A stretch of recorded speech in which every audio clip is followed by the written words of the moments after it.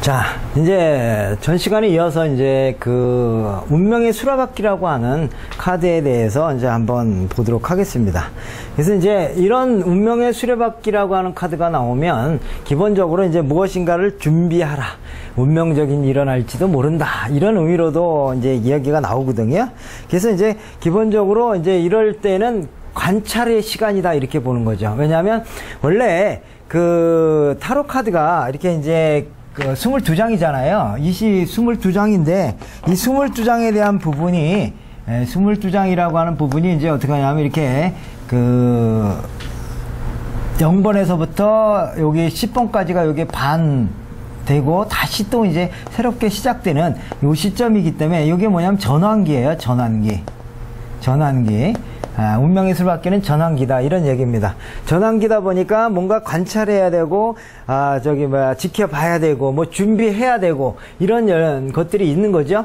그런 의미에서 이제 여기서 보시면 알겠지만 이제 이게 그 커다란 의미에서 운명의 수레바퀴가 이렇게 돌아가고 있는 입장인데 이 돌아가는 가운데서 이제 준비한다라고 하는 것은 이렇게 사원소라고 하는 것들이 이제 공부를 하고 있지 않습니까? 그러니까 공부를 하고 있다라는 것은 새로운 것을 준비하고 그러니까 이제 훈련을 하고 이런 거를 한다 이런 의미가 있는 거고 그리고 운명의 수레바퀴가 있는데 이게 이렇게 돌아가는 것도 있지만 이렇게 말해서 그 아누비스라고 하는 원래 이제 스핑크스와 아누비스가 있는데 스핑크스는 기본적으로 지상의 세계를 관장한다면 아누비스는 어떤 세계냐면은 이제 그 지하의 세계 이런 세계를 하는 거죠. 그래서 이제 이런 두 개의 세계가 이렇게 맞물려 가지고 어디로 가야 될지에 대한 부분을 이제 준비하는 거죠. 그래서 때로는 운명의 수레바퀴가 긍정의 의미만 있는 게 아니라 잘못하면 어떻게 되나 거꾸로 안 좋은 쪽으로도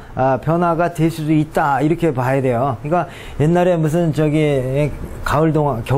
겨울연가인가 뭐에서는 운명의 수레바퀴는 아주 막 그 새로운 뭐 운명적인 사랑만 이렇게 얘기하는 걸로 이렇게 유명해졌는데 실질적으로 그런 것뿐만 아니라 이런 상황에 이제 아누비스라고 하는 이런 거에 의해서 돌아가는 운명의 수레바퀴가 정지가 되기도 한다. 그렇지만 이게 격동기라는 거죠. 그러니까 일단 지금까지 해왔던 것을 하나 마무리 짓고 새로운 길로 가는 자리가 운명의 수레바퀴의 자리에 있다. 이런 얘기죠. 그렇기 때문에 준비하고 기다리고 배우고 이런 의미가 있는 거예요. 이 배운다는 게 우리가 꼭 학교 공부만을 말하는 게 아니고요. 우리가 사회생활을 배우는 것도 배우는 거다 이렇게 봐야 돼요. 그래서 이 시기에는 어떤 시기냐면은 기본적으로 그 고등학교까지 보통 이제 우리 인간사로 따지면 고등학교까지의 그 거에서 여기 마무리 지면서 새로운 세계로 나가는 건데 어떤 사람은 대학교를 가기도 하고 어떤 사람은 사회에 진출하기도 하고 하는 어떤 그런 운명의 변환기라고 하는 측면으로 해석이 됩니다. 그래서 이제 여기에 이제 나와 있는 이 이제 티폰이라고 하는 것은 이게 이제 뱀이잖아요. 뱀. 이 뱀인데 뱀이라고 하는 것은 긍정의 의미도 있고 부정의 의미도 있고 그래요. 보통 사람들은 뱀 그러면 뭐 아담의 유혹이라고 하는 뜻으로 생각이 돼가지고 안 좋은 거로만 생각이 되지만 이집트나 이런 쪽에 있어서는 또 어떤 생각을 하냐면 뱀은 부활의 상징입니다. 부활이라는 건 허물을 벗고 새롭게 태어난다 이런 의미가 있어요. 그러니까 이때 이것을 어떤 사람에게는 유혹이 되고 어떤 사람에게는 부활로 바뀌는 거기 때문에 그러나 어쩌거나 이런 부분에서 운명의 수레바퀴가 오면 무엇인가 새로운 것이 바뀌어지는 일이 생기니까 그걸 준비하고 나름대로 좋은 쪽으로 가게끔 해야 되는 어떤 격동기다 이런 얘기죠. 그래서 계절기라고 하는 측면에서 이게 보면 환절기에 속하는 거기 때문에 원래 우리가 환절기가 되면 마음이 어땠습니까? 혼란스럽잖아요. 그죠?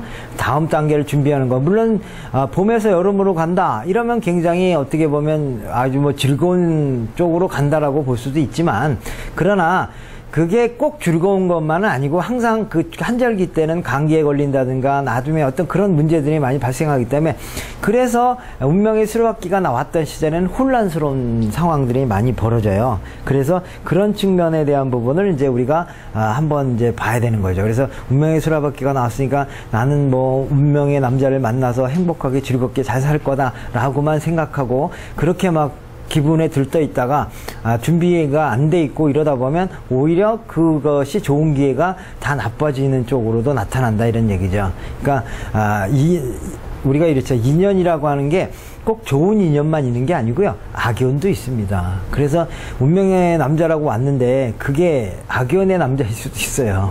그러니까 그런 걸 생각을 해봐야 되는데 우리는 무조건 운명의 수레바퀴에서 나왔다 그러면 이 사람이 나의 아주 진짜 운명적 사람이다 보니까 이 사람하고는 무조건 잘 된다라고 생각하면 또 안 된다 이런 얘기입니다. 왜냐하면 악연도 악연 인연인지라 또 그게 또 걸리면 또 엄청나게 또 고생도 하고 또 쉽게 떨어지지도 않는 부분도 있다 이렇게 보시면 됩니다. 그래서 요 뱀을 부활로 볼 거냐 아니면 유혹으로 볼 거냐 이런 아주 부분들이 있다 이런 얘기입니다. 그러니까 운명의 수레바퀴 이렇게 쫙 돌아가는 어떤 그런 거죠.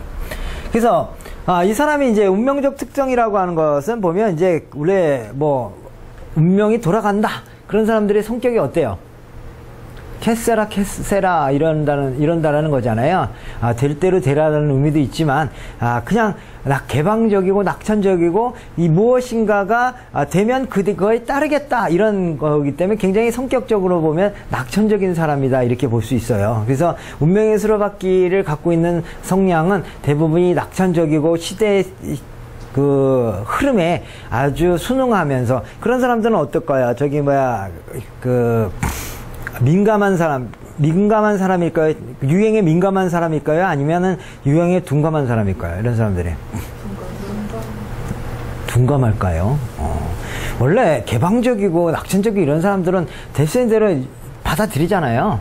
받아들인다라고 하는 것은 예민하다라고 볼 수도 있어요. 근데 이제 이런 사람들이 그런 반면에 잘 받아들이는 것 같으면서도 또 뭐가 있느냐면 과거에 대한 생각이나 이런 것들에 대해서 너무 이제 그 보수적인 성향을 가질 수도 있습니다. 그러니까 우리가 운명론에 빠진 사람들 있잖아요. 내 삶은 운명적이기 때문에 뭐 어떻게 할 수도 없다 이런 것들도 있으니까 두 개에 대한 부분이 복합적으로 여기에 이제 이 사람의 성격을 나타나는 거죠. 그래서 상황에 따라서는 되게 막 유행에 민감한 척 굉장히 따라가는 사람이 있는 반면에 어떤 사람은 뭐 까짓거 어제나 그제나 똑같다라고 받아들이는 사람도 있어서 아주 천차만별적인 부분이지만 그게 교차되는 사람도 있어요. 그러니까 주로 운명의 수레바퀴는 그게 교차된다. 한겨울기가 덥기도 했다, 춥기도 했다, 막 이런 식으로 하는 것처럼 성격이 더웠다, 추웠다, 뭐 이런 식으로 되고 활동적일 땐 되게 활동적인데 어떨 때 또 한번 그 골방에 갇히면 거기서 나오지 않는 그런 사람들이라 이렇게 보시면 돼요. 그래서 원래 이제 운명의 수레바퀴는 뭘로 보다시피 뭐가 있냐면요. 이게 돌아간다 이런 거고 이거를 우리가 또 사회 현실적인 부분에 있어서 다람쥐 채바퀴 돈다 이런 의미가 있어요. 그러니까 매일 똑같은 일이 반복된다 이런 의미로도 부정적인 의미로도 사용이 되는 거죠. 그렇기 때문에 운명의 수레바퀴가 나왔을 때 한 번 할 일 두 번 하게 된다 이런 얘기도 있는 겁니다. 그러니까 예를 들자면 이런 카드가 나왔다. 근데 카드가 나왔는데 보니까 어떻다?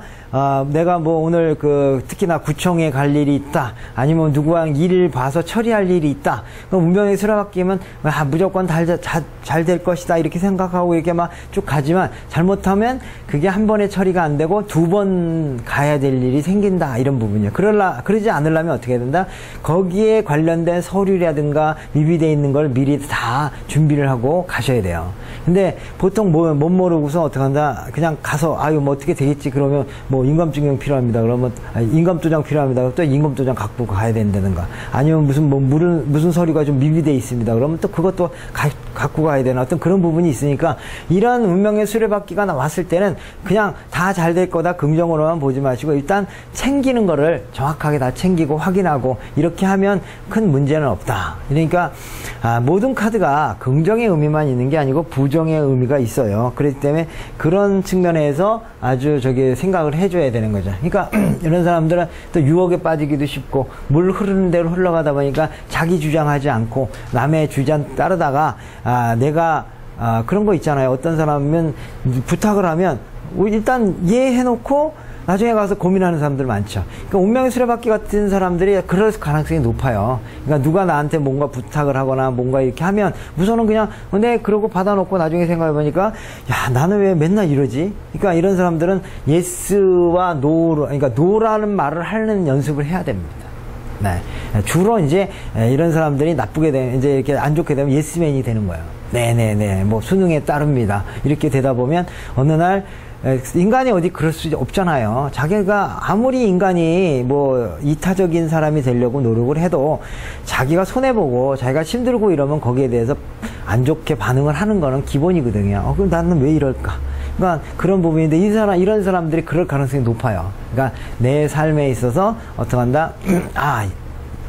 이거는 안 들어줘도 되는 건데 그냥 예를 해놓고 내가 후회하는 경우들이 많이 발생한다 이런 얘기죠. 그러니까 성격 특성을 어느 정도 아셨죠? 그렇게 되는 거고 배경적인 상황은 보면 그렇게 나쁘지가 않습니다. 뭐 공부를 하고 또 그 다음에 나름대로 노력도 하고 그 다음에 내가 권세도 가졌고 물론 안 좋은 것도 있지만 그러나 그거 내 위에서 그런 것들을 잘 처리한다는 의미에서 그렇게 되고 또 어떤 경우엔 펜타클 이게 운명의 수레바퀴 카드를 돈으로도 해석을 해요. 그러다 보니까 우리 배경화의 때 금전사정 이렇게도 해석을 할 수가 있으니까 그런 측면에 있어서 이제 금전사정은 좀 될 것이다 이렇게 보는 거고 그리고 공부를 열심히 했으니까 머리가 어떻게 했어요? 열심히 하니까 머리가 뭐 아주 뛰어나지 않다고 할때라도 그래도 지식적인 측면은 많이 있다 인텔이다 이렇게 해석을 하는 거잖아요. 지식적인 측면은 이제 우리가 인텔이라고 보는 거고 그리고 나름대로 또 이 사람이 뭘 갖고 있냐면 이제 칼을 갖고 있는 입장에서 그러는 입장에서 자기 권세를 지녔다. 그리고 그 생사 여탈권을 지녔다. 이런 면에서 굉장히 좋은데 간혹 가다가 요렇게 거꾸로 이렇게 여기에서 이 인물이 원래 주인공인데 이 인물이 주인공이 되는 때가 있습니다. 가끔씩.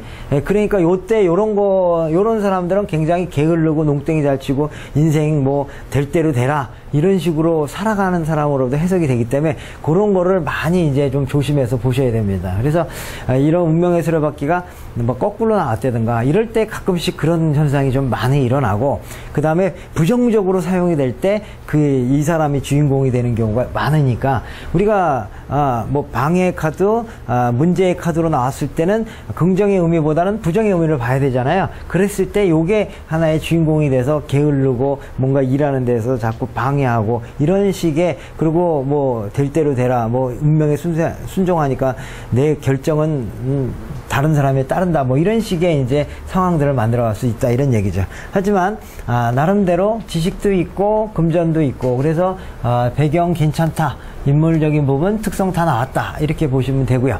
그리고 이제 기본적으로 돈에 관련된 거를 본다고 해서 사업에 대해서 컨셉하면 사업은 어떤 사업 어떨까요? 잘 되나요 안 되나요?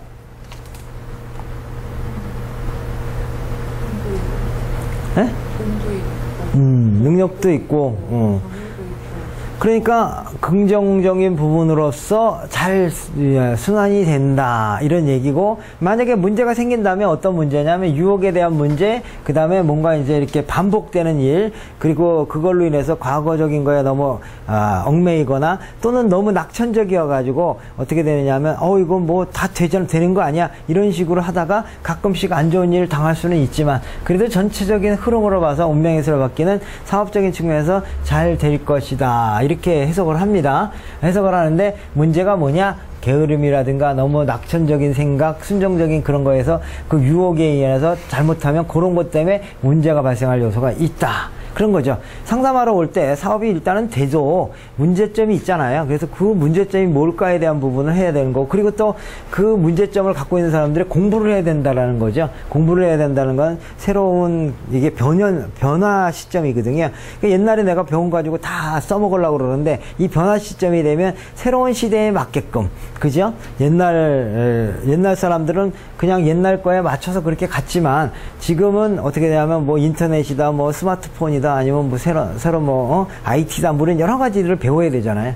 그러니까 바뀌어야 되는 거죠. 그럼 이런 카드가 나왔을 때는 그 사람이 그런 것들에 대해서는 아직 못 갖고 있다라는 측면으로도 해석이 되고 그런 것들이 문제가 돼서 사업하는데 어려움이 생길 수도 있다 이렇게도 봐야 되는 거예요.